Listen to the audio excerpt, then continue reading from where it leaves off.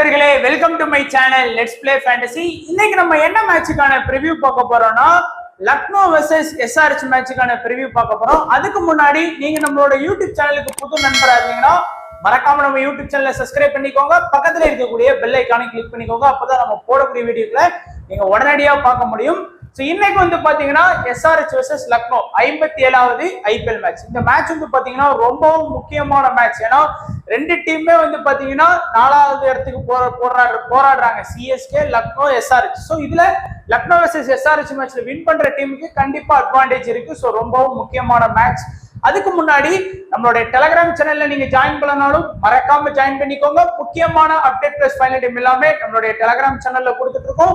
மறக்காம ஜாயின் பண்ணி சப்போர்ட் பண்ணுங்க. அதே போல நீங்க இன்னமும் ஸ்போர்ட்ஸ் ஆப்ல ஜாயின் பண்ணலாம், ஜாயின் பண்ணிக்கோங்க. நீங்க என்ட்ரி ஃபீஸா கம்பேர் பண்ணீங்கன்னா உங்களுக்கு வந்து கொஞ்சம் கம்மியா தான் இருக்கும் ஸ்போர்ட்ஸ் ஆப்ல. அதே போல பாப் அப்படிங்கிற ஒரு ஆப்ஷன் இருக்கு. நீங்க எந்த ஒரு மேட்ச் ஓபன் பண்ணாலும் இந்த மாதிரி ஒரு சின்ன பாக்ஸ்ல வந்து பிஓபி அப்படின்னு இருக்கும். பாப் பிக் ஒன் பிளேயர் அப்படின்ற ஆப்ஷன் 5 பேர்ல ஒரு பிளேயர் செலக்ட் பண்ணி ஈஸியா வின் பண்ணக்கூடிய மெத்தட் கொடுத்திருப்பாங்க. அது வந்து பாத்தீங்கன்னா நீங்க தாராளமா பிளே பண்ணிக்கலாம். ரொம்பவும் இன்ட்ரெஸ்டிங்காவும் இருக்கும். தைரியமா நீங்க வந்து ஜாயின் பண்ணிக்கோங்க. கஸ்டமர் சப்போர்ட் உங்களுக்கு தமிழ்ல இருக்கும். ஜாயின் பண்ணாதவங்க ஸ்போர்ட்ஸ் ஆப்ல சீக்கிரமா ஜாயின் பண்ணிக்கோங்க. அண்ட் இன்னைக்கு மேட்ச் வந்து பாத்தீங்கன்னா ராஜீவ் காந்தி இன்டர்நேஷனல் ஸ்டேடியம்ல தான் இந்த மேட்ச் நடக்கு. பிச்சோட பவுண்டரி லைன் லாஸ்ட் மேட்ச் பாத்தீங்கன்னா கொஞ்சம் ஆவரேஜா சின்னதா தான் போட்டாங்க. அதாவது ஆஃப் சைடு வந்து 64, லெக் சைடு 61, ஸ்ட்ரைட்ல 73 தான் போட்டாங்க. ஓரளவுக்கு சின்ன பிச் தான் கம்பேர் டு அதர் பிச். அதே மாதிரி இந்த கிரவுண்ட்ல வந்து சப்போர்ட் பண்ணுச்சு அப்படின்னா பேட்டிங்க்கு ஃபுல்லா சப்போர்ட் பண்ணிருக்கு. பவுலிங்க்கு சப்போர்ட் பண்ணுச்சுன்னா ஃபுல்லா பவுலிங்க்கும் சப்போர்ட் பண்ணுது. அன்பிரடிக்டபிள் இதாதான் இருக்குது. ரீசெண்டா நடந்த மேட்ச்ல வந்து பாத்தீங்கன்னா இந்த பிச்ல ஓரளவுக்கு வந்து பாத்தீங்கன்னா நல்லா வந்து ஹை ஸ்கோர் தான். அதாவது இந்த மேட்ச் வந்து high score. SRH versus Mi match, CSK versus SRH match தான் ஒரு ஆவரேஜான ஸ்கோர். அடுத்து ஆர்சிபி வெர்சஸ் எஸ்ஆர்எச் வந்து பாத்தீங்கன்னா ஒரு ஹை ஸ்கோர். எஸ்ஆர்எச் வெர்சஸ் ஆர்ஆரும் ஒரு 200+. ஒரு ஹை ஸ்கோர் வந்து போயிருக்கு. ஓரளவுக்கு பாத்தீங்க அப்படின்னா இந்த பிச்ல வந்து ஹை ஸ்கோருக்கு வந்து பஞ்சமே இல்லை. நல்லா ஸ்கோர் பண்ணியிருக்காங்க. அதே மாதிரி பாத்தீங்கன்னா பவுலர்ஸ் வந்து பாத்தீங்கன்னா ஓவராலா வந்து பாத்தீங்கன்னா நல்ல விக்கெட் ஸ்கோர் பண்ணியிருக்காங்க. இந்த மேட்சை பொறுத்த வரைக்கும் ஒரு ஓவராலா 14 விக்கெட் வந்து பாத்தீங்கன்னா 15 விக்கெட் வந்து பாத்தீங்கன்னா எடுத்திருக்காங்க. இந்த மேட்ச் வந்து பாத்தீங்கன்னா ஒரு 15 விக்கெட் எடுத்திருக்காங்க. இந்த மேட்ச் வந்து பாத்தீங்கன்னா ஒரு 9 விக்கெட் எடுத்திருக்காங்க. இதுல வந்து பாத்தீங்கன்னா ஒரு 8 விக்கெட்.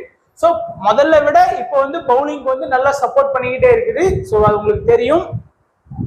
அடுத்து வந்து பாத்தீங்கன்னா ரெக்கார்ட் வைஸா பார்க்கும்போது நமக்கு வந்து டோட்டலா 4 மேட்ச்ல 3 மேட்ச் வந்து எஸ்ஆர்எச் பிச்ல பேட்டிங் ஃபர்ஸ்ட் பண்ண டீம் தான் வின் பண்ணிருக்காங்க. ஆனா எந்த கேப்டனா இருந்தாலும் டாஸ் வின் பண்ணி பவுலிங் தான் எடுக்கிறாங்க. ஆனா இந்த பிச்ல வந்து பேட்டிங் ஃபர்ஸ்ட்டுக்கு நல்ல ரெக்கார்ட் இருக்கு. 150 to 169 2 இன்னிங்ஸ், 89 ஒரு இன்னிங்ஸ், 90+ பாத்தீங்கன்னா ஒரு 5 இன்னிங்ஸ் வந்து ஸ்கோர் பண்ணிருக்காங்க. ஹை ஸ்கோர் எஸ்ஆர்எச் 277, எம்ஐ கூட மொதல் மேட்ச் ஸ்கோர் பண்ணுவாங்க. லோ ஸ்கோரே சிஎஸ்கே 165 ஸ்கோர் பண்ணிருக்காங்க. நீங்க 200 வரைக்குமே இந்த பிச்ல எதிர்பார்க்கலாம். அதே மாதிரி SRH versus Lucknow head to head பாத்தீங்கன்னா 3 மேட்ச்ல 3மே வந்து பாத்தீங்கன்னா லக்னோ தான் வின் பண்ணிருக்காங்க. 3க்கு 3மே எஸ்ஆர்எச் தோத்துருக்காங்க. எஸ்ஆர்எச்சோட ஹையஸ்ட் ஸ்கோரே 182, லோ ஸ்கோர் 121. இவங்களோட ஹையஸ்ட் ஸ்கோர் 185, லோ ஸ்கோர் வந்து பாத்தீங்கன்னா 127. அண்ட் இன்னைக்கான ஃப்ரீ கிவ் அவே கொஸ்டின்ல இன்னைக்கு மேட்ச்ல லக்னோ வின் பண்ணுவாங்களா, எஸ்ஆர்எச் வின் பண்ணுவாங்களா அப்படிங்கிறது முதல் கொஸ்டின். ரெண்டாவது வந்து பாத்தீங்கன்னா நட்ராஜன் எவ்வளவு விக்கெட் எடுப்பார் அப்படிங்கிறது கமெண்ட் பண்ணுங்க. மூணாவது வந்து பாத்தீங்கன்னா ரவி பிஷ்னாய் வந்து எவ்வளவு விக்கெட் எடுப்பார் அப்படிங்கிறத கமெண்ட் செக்ஷன்ல சொல்லிட்டு போங்க. அண்ட் நம்மளோட பவுலர்ஸ் பேட்டில், இது வந்து பாத்தீங்கன்னா நிறைய நாள் ரீசெண்டா இது ஒர்க் ஆகுது, சில அன்னைக்கு ஒர்க் ஆகாம கூட போகுது. அபிஷேக் சர்மாவை யுத்வீர் சிங் வந்து பாத்தீங்கன்னா ஒரு டைம் வந்து விக்கெட் எடுத்திருக்கிறாரு. அடுத்து வந்து பாத்தீங்கன்னா அப்துல் சமாட ரவி பிஷ்னாய் வந்து 2 டைம் வந்து விக்கெட் எடுத்திருக்கிறாரு. மார்க்ரம் வந்து குர்னல் பாண்டியா 3 டைமும், ஸ்டோய்னிஸ் வந்து ஒரு டைம் விக்கெட் எடுத்திருக்கிறாரு. கிளாசன ஸ்டோய்னிஸ் 2 டைமும், அமித் மிஸ்ரா ஒரு டைம் விக்கெட் எடுத்திருக்கிறாரு. மயங்க் அகர்வால குர்னல் பாண்டியா ஒரு time, Stoinis 2 time, Amit Mishra வந்து ஒரு டைம் விக்கெட் எடுத்திருக்காரு. திரிபாத்தியா குர்னல் பாண்டியா 2 டைம், யாஸ்தக்கூர் 2 time, Stoinis 2 time, Ravi Bishnoi வந்து ஒரு டைம் வந்து விக்கெட் எடுத்திருக்காரு. பவுலர்ஸ் பேட்டில் கொஞ்சம் பாத்துக்கோங்க. அதே மாதிரி லக்னோ பிளேயர்ஸ்க்கு வந்து பாத்தீங்கன்னா கேஎல் ராகுலுக்கு மட்டும் நம்மகிட்ட இல்ல. ஒரு கன்ஃபியூஷன், அதனால அப்படியே கொடுக்காம விட்டேன். டீகாக பொறுத்த வரைக்கும் பூவி பால்ல ஒரு டைம், மார்க்கண்டே பால்ல ஒரு டைம், நம்ம நிக்கோலஸ் பூரன் வந்து பூவி பால்ல 3 டைம், யான்சன் பால்ல 2 டைம், ஸ்டோய்னிஸ் பூவி பால்ல 2 டைம், அபிஷேக் சர்மா பால்ல ஒரு டைம், நட்டு பால்ல ஒரு டைம், குர்னல் பாண்டியா உம்ரன் மாலிக் பால்ல ஒரு டைம், பூவி பால்ல ஒரு டைம், நட்டு பால்ல ஒரு டைம், தீபக் கோடா உம்ரன் மாலிக் பால்ல ஒரு டைம், பூவி பால்ல ஒரு டைம், அபிஷேக் சர்மா பால்ல ஒரு டைம் வந்து விக்கெட் விட்டுருக்காங்க. நல்லாவே புவனேஸ்வர் குமார் நேம் வந்து மென்ஷன் ஆயிருக்கு, பாத்துக்கோங்க. கரண்ட்ல கொஞ்சம் நல்ல ஃபார்முக்கும் அந்த மாதிரி பவுல் பண்ண ஆரம்பிச்சிட்டாரு. ஸோ இன்னைக்கு நம்ம டைரக்டா வந்து பாத்தீங்கன்னா ப்ரெடிக்ஷன் தான் பார்க்க போறோம். ரீசன்ட் ஸ்கோர் வச்சு நம்ம ப்ரெடிக்ட் பண்ணலாம், அது வந்து கொஞ்சம் லாஸ்ட் மேட்ச் யார் நல்லா ஆடினாங்களோ அவங்களே டீம்ல செலக்ட் பண்ண தோணுது. அதனால வந்து பாத்தீங்கன்னா நம்ம வந்து டைரக்டா வந்து பாத்தீங்கன்னா ப்ரெடிக்ஷன் ஆரம்பிக்கலாம்.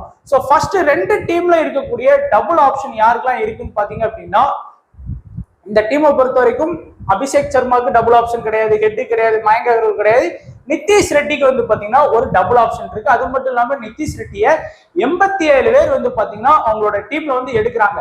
அதுக்கு அடுத்தபடியா கிளாஸ்னு வந்து பாத்தீங்கன்னா டபுள் ஆப்ஷன் இருக்கு. அந்த விக்கெட் கீப்பர் ஆப்ஷன் உங்களுக்கே தெரியும். விக்கெட் கீப்பர் ஆப்ஷன்லயே அவர் வந்து லாஸ்ட் மேட்ச் கூட பாயிண்ட் வாங்கி கொடுத்தாரு. ஒரு 86 பாயிண்ட் வந்து இருக்கு.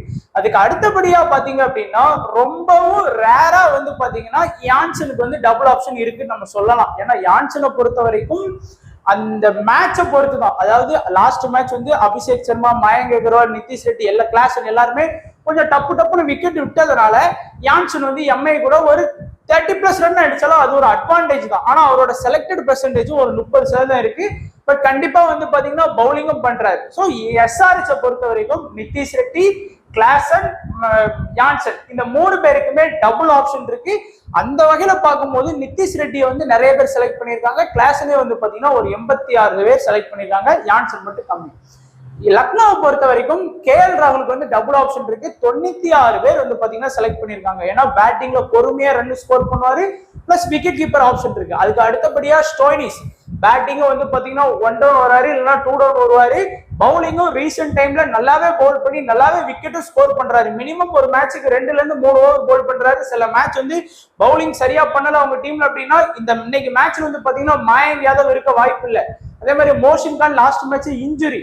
ஸோ அதனால நீங்க ஸ்டோய்னிஸோட ரோல் வந்து கண்டிப்பா 4 ஓவர் பவுலிங் பண்ற மாதிரி இருக்கும்னு நினைக்கிறேன். அப்படி இருந்ததுன்னா ஸ்டோய்னிஸ் வந்து நல்ல ஒரு பிக்கா இருப்பார். ஏன்னா 4 ஓவர் பவுலிங் பண்ணி கண்டிப்பா ஒரு விக்கெட் எடுத்துருவாரு. பிளஸ் நமக்கு ஒரு ரன் அடிக்கிறது எல்லாமே ப்ராஃபிட்ங்கிற மாதிரி தான் போகும். அதுக்கு அடுத்தபடியா வந்து பாத்தீங்கன்னா குர்னல் பாண்டியா வந்து ஒரு ட்ரம்ப்ல இருக்காரு. குர்னல் பாண்டியா வந்து ரீசெண்ட் டைம்ஸா கொஞ்சம் பெர்ஃபார்மன்ஸ் வந்து ரொம்ப கம்மியா தான் இருக்கு. 3 மேட்சாவே விக்கெட் எடுக்கல. ரன்னும் வந்து பாத்தீங்கன்னா பெருசா அடிக்கவும் இல்லை. லாஸ்ட் சீசன் அந்த மாதிரிலாம் இல்லை. ஸோ ஒரு 24% தான் எடுத்திருக்காங்க. ஸோ இன்னைக்கு மேட்ச்ல டபுள் ஆப்ஷன்ல இருக்கக்கூடிய 6 பிளேயர் வந்து பாத்தீங்கன்னா இவங்க தான். இந்த 6 பிளேயர்ல எல்லாருமே வந்து பாத்தீங்கன்னா நிதிஷ் ரெட்டி, கிளாசனு, கேஎல் ராகுல், ஸ்டோய்னிஸே வந்து போக்கஸ் பண்ணிடுவாங்க. இந்த 4 பேருமே எடுத்துருவாங்க அவங்களோட டீம்ல. ஆனா யான்சனும் குர்னல் பாண்டியாவும் தான் இந்த டபுள் ஆப்ஷன்ல இருக்கக்கூடிய ரிஸ்கான பிளேயர்ஸ் வச்சுக்கலாம். அதுக்கு அடுத்தபடியா பாத்தீங்க அப்படின்னா நல்ல ஓரளவுக்கு வந்து பாத்தீங்கன்னா இந்த சீசன்ல நல்ல ஃபார்ம்ல ஆடி கொடுத்துட்டு இருக்க பிளேயர்ஸ் அப்படின்னு பார்க்கும்போது அபிஷேக் சர்மா வந்து பாத்தீங்கன்னா ஓரளவுக்கு எல்லா மேட்சுமே நல்லா ஆடி கொடுக்குறாரு. மினிமம் ஒரு 30+ பாயிண்ட் எல்லா மேட்ச் ஆடி கொடுக்காரு. ஹெட்டு வந்து பாத்தீங்கன்னா அந்த வகையில 96 பேர் எடுத்திருக்காங்க. ஹெட்டு வந்து நல்லா வந்து ஆடி கொடுத்துட்டு இருக்கிறாரு.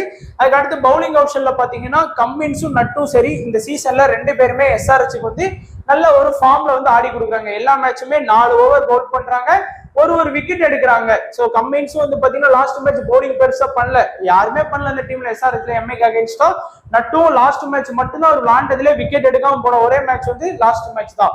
ஆனாலும் அந்த பிளேயர்ஸ் வந்து 4 ஓவர் கம்ப்ளீட்டா பவுல் பண்றாங்க. சோ அதுவும் வந்து ரொம்ப முக்கியம்.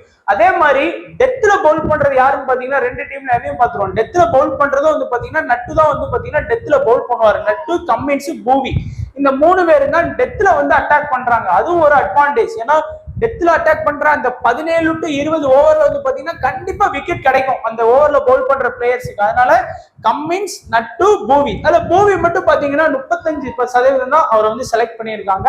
நான் நல்ல ஃபார்ம்ல ஆடக்கூடிய பிளேயர்ஸ் வந்து பாத்தீங்கன்னா கம்மின்ஸும் நட்டும் நல்ல ஃபார்ம்ல ஆடுறாங்க.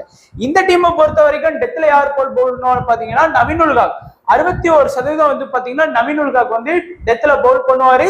யாஸ் தக்கூர் வந்து பாத்தீங்கன்னா டெத்ல பவுல் பண்ணுவாரு. ஒரு 23% இன்னைக்கு வந்து மோஷின் கான் ஆடுற வாய்ப்பு இல்லாதனால அவங்க வந்து அர்ஷாத் கானை வந்து உள்ள எடுத்துட்டு வர்றதுக்கான வாய்ப்பு இருக்கு. ஏன்னா மயங்க் யாதவும் இன்ஜுரி. ஸோ அதனால இந்த 2 பேர் இன்னைக்கு மோஷின் கானுக்கு மேல இவர் உள்ள வர்றதுக்கான வாய்ப்பு இருக்கு. பட் டெத்ல பவுல் பண்றது நவீன் உல்ஹாக்கும் யாஸ் தக்கூர் தான் அந்த டீம்ல வந்து பாத்தீங்கன்னா டெத்ல பவுல் பண்றாங்க.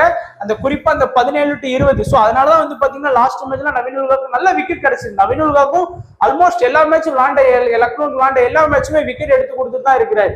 அதுக்கு அடுத்தபடியா பாத்தீங்கன்னா நல்ல ஃபார்ம்ல ஆடி கொடுத்துட்டு இருக்கக்கூடிய பிளேயர்ல வந்து பாத்தீங்கன்னா நம்ம சொல்லக்கூடிய லெவலுக்கு வந்து பாத்தீங்கன்னா பூரானா சொல்லலாம். நிக்கோலஸ் பூரனை பொறுத்த வரைக்கும் முதல்ல வந்து நல்லா ஆடி கொடுத்துட்டு இருந்தாரு. எல்லா மேட்சுமே ஒரு 40, 30 அந்த மாதிரி ஆடினாரு. லாஸ்டா ஒரு 4-5 மேட்சா பாத்தீங்கன்னா சரியா கொஞ்சம் பெர்ஃபார்மன்ஸ் இல்ல. பட் இருந்தாலும் ஒரு நல்ல ஃபார்ம் ஆடக்கூடிய பிளேயர். ஒரு 65% பேர் அவர் வந்து ட்ரை பண்ணியிருக்கிறாங்க. சோ பார்க்க போனா இதுதான் இப்போதைக்கு வந்து பாத்தீங்கன்னா கொஞ்சம் முக்கியமான பிளேயர். ஸோ டபுள் ஆப்ஷன், டெத்ல யார் பவுல் பண்ணுவோம், ஃபார்ம்ல யார் இருக்கான்னு பார்த்துட்டோம். இப்ப பார்க்கக்கூடியதுதான் உங்களுடைய ட்ரம்ப் பிக் இன்னைக்கு மேட்ச்ல. சோ அதாவது இந்த பிளேயரை எடுத்தீங்க அப்படின்னா அது உங்களுடைய விருப்பம். ஆனா எடுத்து நீங்க ஒன்னு வின் பண்ணலாம், இல்லைன்னா ஒன் சைடா தோப்பீங்க, அந்த மாதிரி இருக்கும். ஒன்னு வந்து பாத்தீங்கன்னா அந்த லிஸ்ட்ல வந்து மயங்க் அகர்வால் வந்து பாத்தீங்கன்னா பெருசா ஃபார்ம்ல கிடையாது. லாஸ்ட் மேட்ச் சரியா பெர்ஃபார்ம் பண்ணல. ஆனா இன்னைக்கு உங்க டீம்ல எடுக்கிறீங்கன்னு வச்சுக்கோங்க, மயங்க் அகர்வால் ஒரு 30ல இருந்து ஒரு 40 ரன் பிளஸ் ஸ்கோர் பண்ணி கொடுத்தாருன்னா நீங்க வந்து ஒன் சைடா வின் பண்ணலாம். அதே ஞாபகம் வச்சுக்கோங்க. அதே மாதிரி வந்து பாத்தீங்கன்னா சபாஸ் அகமடே வந்து பாத்தீங்கன்னா வெறும் 9% பேர் தான் வந்து ட்ரை பண்ணிருக்காங்க. ரிஸ்கான ஆப்ஷன் பிளேயர் வந்து பாக்குறோம் நம்ம. சபாஸ் அகமடையும் பெருசா வந்து யாருமே ட்ரை பண்ண மாட்டாங்க. வெறும் 100 பேர்ல 10 பேர் தான் சபாஸ் அகமடை ட்ரை பண்றாங்க. ஆனா அவர் வந்து சில மேட்ச் வந்து பாத்தீங்கன்னா நல்லா கான்ட்ரிபியூட் பண்ணிடுறாரு. பேட்டிங்லயும் கான்ட்ரிபியூட் பண்ணிடுறாரு, பவுலிங்லயும் பண்ணி, இல்ல ஏதாச்சும் ஒண்ணுல கான்ட்ரிபியூட் பண்ணினாலும் ஒரு 40 to 50 ஃபேண்டசி பாயிண்ட் வந்து அவருக்கு வந்து எதிர்பார்க்கலாம். ஸோ அதாவது சப்போஸ் அபிஷேக் சர்மா கெட்டி எல்லாம் அவுட் ஆகி டப்பு விக்கெட் போச்சுன்னா சபாஸ் அகமது ஸ்கோர் பண்றதுக்கு வாய்ப்பு இருக்கு. பட் அவரால் எல்லா மேட்சுமே கன்சிஸ்டன்ஸா கான்ட்ரிபியூட் பண்ண முடியும்னு நினைச்சீங்கன்னா கண்டிப்பா முடியாது. ஏதாச்சும் லக் இருக்கிற அன்னைக்கு தான் அவரால் கான்ட்ரிபியூட் பண்ண முடியும்.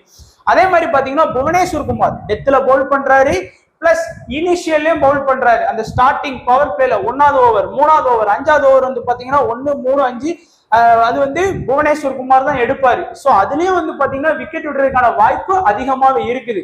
சோ ஆனாலும் வந்து பாத்தீங்கன்னா புவனேஸ்வர் குமாரை வந்து யாருமே ட்ரை பண்ணல. எல்லாரோட பவுலிங் போக்கஸும் நட்டு மேலையும் கம்மின்ஸ் மேலே தான் போகும், புவனேஸ்வர் குமார் மேல போகாது. சோ இன்னைக்கு எஸ்ஆர்ஹெச்ல உங்கள்கிட்ட இருக்க ரிஸ்கான ஆப்ஷன்ல வந்து பாத்தீங்கன்னா 1வது பிளேயர் வந்து மயங்க் அகர்வால், 2வது வந்து சபாஸ் அகமட், 3வது வந்து பாத்தீங்கன்னா புவனேஸ்வர் குமார். இந்த 3 பேர் வந்து பாத்தீங்கன்னா உங்களுக்கு வந்து ரிஸ்கான ஆப்ஷன்ல இருக்காங்க.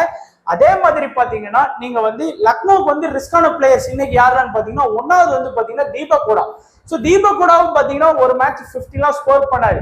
அதே மாதிரி இன்னைக்கு மேட்ச்லயும் ஒரு 40-30 பிளஸ் ரன் அடிச்சா கூட நமக்கு வந்து ஓகேவாயிரும். ஏன்னா அவர் பிளேயிங் லெவன்ல இருந்தது, அந்த 6, 4 எல்லாமே சேர்த்து வந்து பாத்தீங்கன்னா ஒரு 40 பிளஸ் பாயிண்ட் வந்து பாத்தீங்கன்னா ஈஸியா வாங்கி கொடுத்துருவாங்க. ஸோ அதனால தீபக் ஹூடா வந்து இன்னைக்கு வந்து முதல் ரிஸ்கான பிளேயர் லக்னோல. 2வது வந்து பாத்தீங்க அப்படின்னா குர்னல் பாண்டியாவை வந்து பாத்தீங்கன்னா பெருசா யாருமே ட்ரை பண்ண மாட்டேங்கிறாங்க. அதே எப்படி சபாஸ் அகமதுக்கு சொன்னோமோ அதே மாதிரிதான் அவருக்கும். எல்லா மேட்சுமே குர்னல் பாண்டியாவை ஒரு சராசரியா எல்லா மேட்சும் 40 பாயிண்ட் 30 பாயிண்ட் வாங்கி கொடுக்க மாட்டாரு. வாங்கி கொடுக்குற மேட்ச் வந்து திடீர்னு 70 பிளஸ் வரலாம், திடீர்னு 20 பாயிண்ட் வாங்கி கொடுக்கலாம். அந்த மாதிரி பிளேயர் தான் குர்னல் பாண்டியா. அவருக்கான சரியான பேட்டிங் சான்ஸ் கிடைச்சி, ஒருவேளை நீங்க வந்து பவுலிங் ஆப்ஷன் அவங்ககிட்ட சரியா இல்லை, அதனால ஒரு 4 ஓவர் கம்ப்ளீட்டா பவுலிங் பண்ணி 2 விக்கெட்லாம் எடுத்தாருன்னா அது யூஸ்ஃபுல்லா இருக்கும். 3வது வந்து பாத்தீங்க அப்படின்னா நீங்க ட்ரை பண்ணக்கூடியது வந்து யாஷ் தக்கூரை வந்து கொஞ்சம் ஃபோக்கஸ் பண்ணிக்கோங்க 3வது ஆப்ஷன்ல. ஏன்னா அவரும் எல்லா மேட்சுமே மினிமம் 1 விக்கெட் எடுத்துடுறாரு. 1 விக்கெட் அது ஸ்டம்பிட்டோ இல்ல நம்ம போல்டோ இல்லைன்னா எல்பியோ ஆக்கினா கூட 33 பாயிண்ட் பிளஸ் அவர் பிளேயிங் லெவல்ல இருந்தது ஒரு 4 பாயிண்ட் சேர்த்து ஒரு 40 பிளஸ் பாயிண்ட் மினிமம் நம்ம வந்து கிராஸ் பண்ணிடலாம். அதனால நீங்க யாஷ் தக்கூரை வந்து கொஞ்சம் ஃபோக்கஸ் பண்ணிக்கோங்க. இந்த கிரவுண்டுக்கு ஸ்பின்னுக்கு சப்போர்ட் பண்ணும் அப்படிங்கிற மாதிரி மென்ஷன் பண்ணாங்க அப்படின்னா, இல்ல ஸ்பின்னுக்கு சப்போர்ட் பண்ணாதுன்னு சொன்னாலும் நீங்க வந்து பிஷ்னாயை வந்து கொஞ்சம் ட்ரை பண்ணுங்க. ஏன்னா லாஸ்ட் சிஎஸ்கே மேட்ச்ல என்ன சொன்னாங்க, ஸ்பின்னுக்கு வந்து இங்க வந்து ரொம்ப தடுமாடுவாங்க நாங்க. ஆனா ஜடேஜா தான் 3 விக்கெட் எடுத்தாரு, ராகுல் சகர் தான் அந்த டீம்ல வந்து விக்கெட் எடுத்தாரு. ஸோ அதனால பிச் ரிப்போர்ட்டை நம்பவும் கூடாது. திடீர்னு அதுக்கு நம்பணும் அப்படின்னா அதுக்கு ஆப்போசிட்டா நடக்கும், நம்மளை நம்பலன்னா அதுக்கு அப்படியே நடக்கும். ஸோ அதனால கொஞ்சம் கவனமா இருந்துக்கோங்க. ஸோ ட்ரம்ப் ஆப்ஷன்ல நீங்க இன்னைக்கு யூஸ் பண்ணக்கூடியது மயங்க் அகர்வால். பட் ஆனா ஃபார்ம் அவுட்ல இருக்கிறாரு. சபாஸ் அகமட் எல்லா மேட்சுமே ஸ்கோர் பண்ணி கொடுக்க மாட்டாரு, ரிஸ்கான பிளேயர். புவனேஸ்வர் குமார் கம்ப்ளீட்டா 4 ஓவர் பவுலிங் பண்ணிடுறாரு, மினிமம் 1 விக்கெட் எடுப்பாரு. அதே மாதிரி தீபக் ஹூடா மினிமம் வந்து பாத்தீங்கன்னா ஒரு 20 பிளஸ் ரன் அடிக்கலாம், அதுக்கு மேல அடிச்சாருன்னா அது நமக்கு லாபம். ட்ரம்ப் பிக்கப் போட்டது. குர்னல் பாண்டியா பெருசா எல்லா மேட்சுமே கான்ட்ரிபியூட் பண்ணல, லாஸ்ட் ஒரு 4 மேட்சா ஃபிளாப்பான ரிசல்ட் தான் கொடுக்குறாரு. யாஷ் தக்கூர்ட்ட இருந்து மினிமம் 1 விக்கெட் நம்ம எதிர்பார்க்கலாம். ஸோ இந்த அந்த டீம்ல இருந்து 3 ட்ரம்ப், இந்த டீம்ல இருந்து 3 ட்ரம்ப் வந்து யூஸ் பண்ணிக்கோங்க. இப்ப சேஃபான பிளேயர்ஸ் உங்க ஆப்போனன்ட் எப்படி டீம் எடுத்துட்டு வருவாங்கன்னு பாத்தீங்கன்னா 1வது பிளேயரா அபிஷேக் சர்மா, 2வது பிளேயரா வந்து பாத்தீங்கன்னா ஹெட்டி, 3வது வந்து பாத்தீங்கன்னா நிதிஷ் ரெட்டி, 4வது வந்து பாத்தீங்கன்னா கிளாசன், 5வது வந்து பாத்தீங்கன்னா கம்மின்ஸ், 6வது வந்து பாத்தீங்கன்னா நட்டு. இந்த 6 பேர் தான் சேஃபா உங்க ஆப்போனன்ட் வந்து எஸ்ஆர்எஸ்ல இருந்து பிக் பண்ணுவாங்க. லக்னோல இருந்து பாத்தீங்கன்னா உங்களுக்கே தெரியும் கேஎல் ராகுல் 3வது, 2வது வந்து பாத்தீங்கன்னா ஸ்டோயினிஸ், 3வது வந்து பாத்தீங்கன்னா பூரானு, 4வது வந்து பாத்தீங்கன்னா நவீன் உல்காக்கு, 5வது வந்து பாத்தீங்கன்னா யாஸ்தகுரை எடுத்துட்டு வந்துருவாங்க. சோ இந்த 5 பேர் 6வது ஆப்ஷனுக்கு போனாதான் நீங்க பாக்கணும். ஏன்னா நம்ம 11 பேர் தான் செலக்ட் பண்ண போறோம். எல்லாருமே எஸ்ஆர்ஹெச்ல இருந்து 6 பிளேயரும் லக்னோல இருந்து 5 பிளேயரும் தான் சூஸ் பண்றதுக்கான வாய்ப்பு அதிகமா இருக்கும். அப்புறம் இருந்துகிட்டு நீங்க எப்படி சேஃபா 11 பேர் போடுறாங்க, நம்ம எப்படி போய் அதுல போயிட்டு வந்து சபா சகமனை ட்ரை பண்றது, மயங்க் அகர்வாலை ட்ரை பண்றது, புவனேஸ்வர் குமாரை ட்ரை பண்றது, குர்னல் பாண்டியாவை ட்ரை பண்றது, தீபக் கோடாவை ட்ரை பண்றதுன்னு கேட்கலாம் நீங்க. சோ எல்லா பிளேயருக்கு பதிலாகவும் பிளேயரை மாத்தக்கூடாது. இப்போ 11 பிளேயர் இருக்காங்க அப்படின்னா நம்ம அதுல இருந்து ஒரு 2 பிளேயர் வேணா இந்த ரிஸ்கான ஆப்ஷன்ல இருந்து எடுத்து ட்ரை பண்ணலாம். ஒருவேளை வந்து பாத்தீங்கன்னா இன்னைக்கு மேட்ச்ல கம்மின்ஸ் வந்து நீங்க எல்லா மேட்சுமே நோட் பண்ணீங்கன்னா மினிமம் 1 விக்கெட் தான் எடுத்து கொடுக்குறாரு. லாஸ்ட் மேட்ச் பேட்டிங் தூர தள்ளிருங்க, கம்மின்ஸோட எய்ம் வந்து 1 விக்கெட் தான் எல்லா மேட்சுமே எடுத்து கொடுத்துருக்காரு. ஏதாச்சும் ஒரு மேட்ச் தான் 2 விக்கெட் போகுது. சோ அந்த இடத்துல கம்மின்ஸ் வந்து 84%, அந்த இடத்துல புவனேஸ்வர் குமாரை நீங்க வந்து உங்களோட ட்ரம்ப் பிக்கா நீங்க ஆட் பண்ணி பார்க்கலாம். என்ன ரீசன் பாத்தீங்கன்னா பூவியும் இப்ப ரீசெண்டா எல்லா மேட்சும் 1 விக்கெட் எடுத்து கொடுக்க ஆரம்பிச்சிட்டாரு. இன்னைக்கு மேட்ச்ல வந்து கம்மின்ஸும் 1 விக்கெட் எடுத்து கொடுக்காரு, பூவியும் 1 விக்கெட் எடுத்து கொடுக்காருன்னா பிரச்சனையே கிடையாது. பெருசா 2 நம்ம கம்மின்ஸ் எடுத்தாலும் ஒண்ணுதான், பூவி எடுத்தாலும் ஒண்ணுதான் பெறும். அதேதான் நம்ம நேரத்துக்கு புவனேஸ்வர் குமார் 2 விக்கெட் எடுத்துறாரு அப்படின்னா அது ரொம்ப யூஸ்ஃபுல்லா இருக்கும். சோ அதனால நீங்க கம்மின்ஸுக்கு பதிலா வேணா நீங்க வந்து ட்ரை பண்ணி பார்க்கலாம். சோ அது உங்களுடைய விருப்பம். இல்ல எனக்கு கம்மின்ஸே போதும் சேஃபா போறேன்னு நினைச்சா அதை நீங்க ட்ரை பண்ணிக்கலாம். அதே மாதிரி வந்து பாத்தீங்கன்னா நிக்கோலஸ் பூரானுக்கு பதிலா இன்னைக்கு வந்து நீங்க குர்னல் பாண்டியா ட்ரை பண்ணலாம். பூரன் வந்து எப்படி பார்த்தாலும் ஒரு 40ல இருந்து 50 ரன் அடிச்சாருனாலும் ஒரு 50 பாயிண்ட் வாங்கி கொடுக்கறனாலும் அதை வாங்கி கொடுத்துருவாரா குர்னல் பாண்டியா அப்படிங்கறத நினைச்சிட்டு நீங்க ட்ரை பண்ணுங்க. ஒரு 2 விக்கெட் நீங்க குர்னல் பாண்டியா கண்டிப்பா எடுப்பாரு. இல்ல அப்படின்னா ஒரு விக்கெட் எடுத்துட்டு ஒரு 15 ரன் ஆடி கொடுத்துருவாரு அப்படின்னு நினைச்சீங்கன்னா நீங்க கண்டிப்பா நிக்கோலஸ் பூரனுக்கு பதிலா நீங்க வந்து குர்னல் பாண்டியா ட்ரை பண்ணலாம். அதுக்குன்னு போயிட்டு நீங்க கேஎல் ராகுல போய் ரிஸ்க் எடுக்க கூடாது, ஸ்டோயினிஸ்ட போய் நீங்க ரிஸ்க் எடுக்க கூடாது. இன்னைக்கு கேஎல் ராகுல் ஆட மாட்டாரு நினைச்சு நான் குர்னல் பாண்டியாவை வந்து கேஎல் ராகுலுக்கு பதிலா போட்டேன்னு நினைக்காதீங்க. ஏன்னா உங்க ஆப்பனண்ட் எல்லாருமே ராகுல வந்து கண்டிப்பா வச்சிருப்பாங்க. சோ ராகுல் வந்து இன்னைக்கு வந்து முட்டை ரன்ல அவுட் ஆனாலும் உங்களுக்கு பிரச்சனை இல்லை. ஏன்னா உங்களோட ஆப்பனண்ட் எல்லாருமே ராகுல் வச்சிருப்பாங்க. அதே மாதிரி கேஎல் ராகுல் 100 ரன் அடிச்சாலுமே நமக்கு பிரச்சனை கிடையாது. ஏன்னா உங்க ஆப்பனண்ட் எல்லாருமே வச்சிருப்பாங்க. யாருமே அதே மாதிரி வந்து பாத்தீங்கன்னா கிளாஸ்னை வந்து டிராப் பண்ணவே மாட்டாங்க. விக்கெட் கீப்பர் ஆப்ஷன்ல அவர் கண்டிப்பா எல்லாருமே எடுப்பாங்க. சோ கிளாஸ் டக் அவுட்ல போனா கூட நமக்கு பிரச்சனையே கிடையாது. ஏன்னா அந்த மாதிரி பிளேயர்ஸ் போய் நீங்க ரிஸ்க் எடுக்க கூடாது. ஓரளவுக்கு பெர்சன்டேஜ் கம்மியா இருக்கக்கூடிய பிளேயர்ஸ் வந்து ஒரு 65% அந்த மாதிரி நீங்க வந்து ரிஸ்க் எடுத்து ட்ரை பண்ணி பார்க்கலாம். அதே மாதிரி நீங்க நிதிஷ் ரெட்டிக்கு பதிலாக கூட புவனேஸ்வர் குமார் வந்து ட்ரை பண்ணலாம். கம்மின்ஸ் கூட 4 ஓவர் கம்ப்ளீட்டா பவுல் பண்றாரு. நிதிஷ் ரெட்டி பேட்டிங் வராரு, 2 ஓவர் பவுலிங் பண்றாரு. இருந்தாலும் அவர் பெருசா கான்ட்ரிபியூட் பண்ணதுன்னு பாத்தீங்கன்னா ஒரு 3 மேட்ச் தான் கான்ட்ரிபியூட் பண்ணியிருக்கிறாரு. சோ அதனால நீங்க பூவியை கூட எடுத்தீங்கன்னா அந்த இடத்துல இதா பண்ணி பார்க்கலாம். சோ ரிஸ்க் எடுக்கக்கூடிய பிளேயர்லயும் கொஞ்சம் கவனமா பாருங்க. அதே மாதிரி கேப்டன் வைஸ் கேப்டன் யாருக்கு நீங்க போடலாம் அப்படிங்கறத நம்ம வந்து அடுத்த ஸ்லைட்ல பார்ப்போம். சோ இப்போ வந்து ஒரு சேஃபான டீம் தான் நான் கிரியேட் பண்ணியிருக்கேன். எப்படி டீம் கிரியேட் பண்ணியிருக்கோம் பாருங்க. எல்எஸ்சியை பொறுத்த வரைக்கும் கேஎல் ராகுல் ஒரு 96%, நிக்கோலஸ் பூரன் ஒரு 65%, ஸ்டோயினிஸ் ஒரு 97%, நவீன் உல்காக் ஒரு 61%, யாஸ்தகுரை பொறுத்த வரைக்கும் ஒரு 23%. இது வந்து ஃபுல்லா சேஃபா போட்டிருக்கும். அதே மாதிரி இங்க பாருங்க Klaasen Head Abhishek Sharma 83, Head 96, Klaasen வந்து 86, நிதிஷ் ரெட்டி 87, கம்மின்ஸ் நட்டு 84, 70 நம்ம ட்ரை பண்ணிருக்கோம். ஸோ நான் ஏற்கனவே சொன்ன மாதிரி இது ஒரு காமனான டீம். உங்க ஆப்பனண்ட் வந்து பாத்தீங்கன்னா ஆல்மோஸ்ட் இதுல இருந்து இப்போ 11 பிளேயர்ல வந்து பாத்தீங்கன்னா ஒரு 9ல இருந்து 10 பிளேயர் வந்து எல்லாருமே இன்னைக்கு மேட்ச்ல வந்து சேமா தான் டீம் எடுக்கிறதுக்கான வாய்ப்பு இருக்கு. நான் ஏற்கனவே சொன்ன மாதிரி நிக்கோலஸ் பூரனுக்கு பதிலா குர்னல் பாண்டியாவை உங்களுக்கு தைரியம் இருந்து நீங்க தோத்தாலும் பரவாயில்ல ஜெயிச்சாலும் பரவாயில்ல அப்படிங்கிற மாதிரி இருக்குன்னா நீங்க வந்து நிக்கோலஸ் பூரன் வந்து ட்ரை பண்ணி பார்க்கலாம். அதே மாதிரி நிதிஷ் ரெட்டிக்கு பதிலா நீங்க வந்து புவனேஸ்வர் குமாரை ட்ரை பண்ணி பார்க்கலாம். ஏன்னா ஒருவேளை நீங்க பவுலிங் வந்து கம்மின்ஸ் நட்டு இவங்களுக்குலாம் நல்லா எடுபட்டு தான் அவருக்கு பெருசா நிதிஷ் ரெட்டிக்கு பெருசா ஓவர் கொடுக்க மாட்டாங்க.